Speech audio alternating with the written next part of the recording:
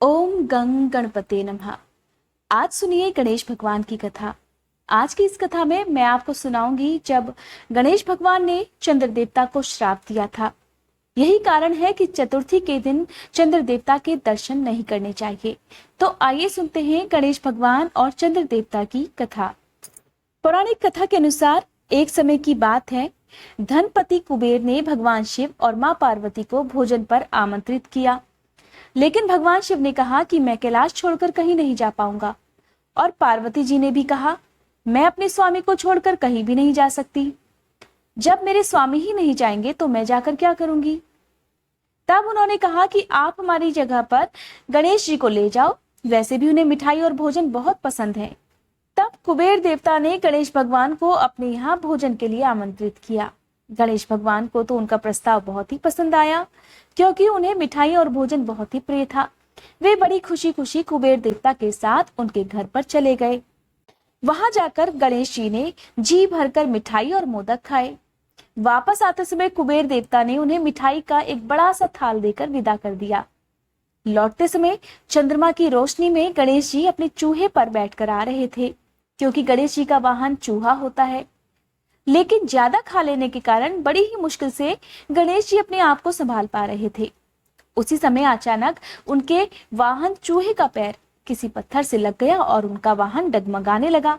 वैसे भी ज्यादा खा लेने के कारण गणेश जी का वजन बहुत ज्यादा भारी हो गया था, जिसकी वजह से उनके वाहन को चलने में मुश्किलें आ रही थी। अब जब चूहे का पैर किसी पत्थर से लगा तो वो डगमगा गया। इससे गणेश जी चूहे के ऊपर से गिर गए और पेट ज्यादा भरा होने के कारण अपने आप को संभाल नहीं पाए, और उनके हाथ में जो मिठाई भरा थाल था उसमें से मिठाइयां भी गिरकर यहाँ वहां फैल गईं। यह सब चंद्र देवता ऊपर से देख रहे थे। उन्होंने जैसे ही गणेश जी को गिरता हुआ देखा तो अपनी हंसी रोक नहीं पाए।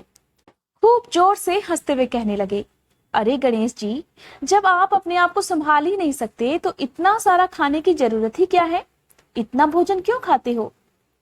चंद्रमा की बात सुनकर गणेश जी को गुस्सा आ गया। उन्होंने सोचा कि घमंड में चूर होकर चंद्रमा मुझे उठाने के लिए मेरी मदद तो कर नहीं रहा, ऊपर से मेरा मजाक उड़ा रहा है। इसलिए गणेश जी ने क्रोधित होकर चंद्रमा को श्राप दे दिया कि जो भी गणेश चतुर्थी के दिन तुम्हें देखेगा वो लोगों के सामने चोर कहलाएगा, उसके ऊपर झूठा कलंक लग जाएगा। अब गणेश जी ने श्राप तो दे दिया। श्राप की बात सुनकर चंद्रमा भी घबरा गए और सोचने लगे कि फिर तो कोई मुझे देखेगा भी नहीं। और जब उन्हें अपनी गलती का आभास हुआ तब वे गणेश भगवान से माफी मांगने लगे। लेकिन गणेश भगवान तो कुछ भी सुनने के लिए तैयार नहीं थे। बहुत देर तक मनाने के बाद जब आखिरकार गणेश जी का गुस्सा शांत हुआ तब उन्होंने कहा, हे चंद्र देवता, मैं अपना दिया हुआ श्राप तो वापस नहीं ले सकता, लेकिन एक वरदान दे सकता हूँ कि तुम महीने में एक दिन किसी को भी दिखाई नहीं दोगे, और महीने में एक दिन पूर्ण रूप से आसमान पर दिखाई भी दोगे। बस तभी से कहा जाता है कि चंद्रमा पूर्णिमा के दिन पूरे दिखाई देते हैं और अमावस के एक दिन बिल्कुल भी नजर नहीं आते।